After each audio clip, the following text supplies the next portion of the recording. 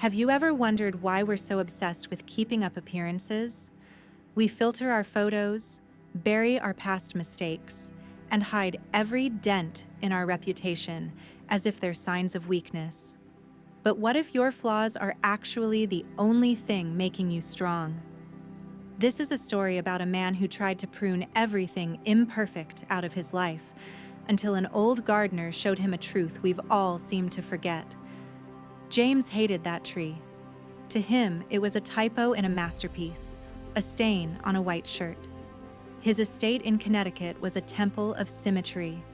Every hedge was a perfect cone. Every lawn was manicured with surgical precision. James lived by a simple rule: if you can control your surroundings, you're safe.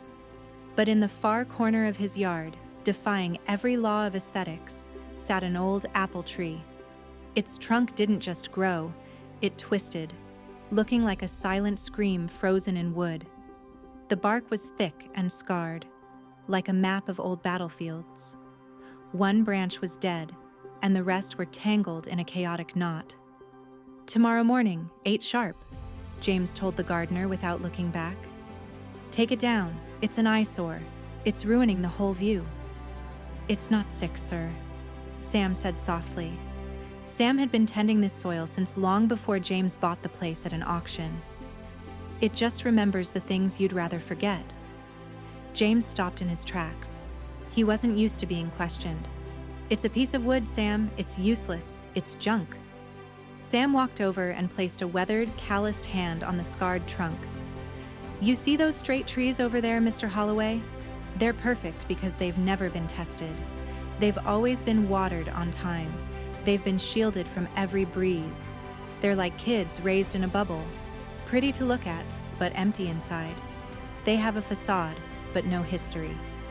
He pointed to a deep, jagged bend near the base. "See this? That was the drought of '98. This tree literally broke its own back to reach the water deep underground. And this scar? That's from an ice storm 30 years ago that leveled every perfect tree in this county. This one didn't just survive, it learned how to heal.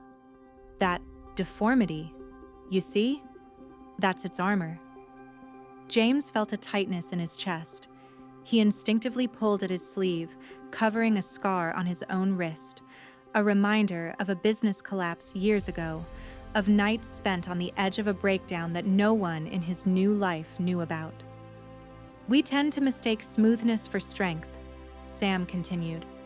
"But real beauty isn't about being flawless.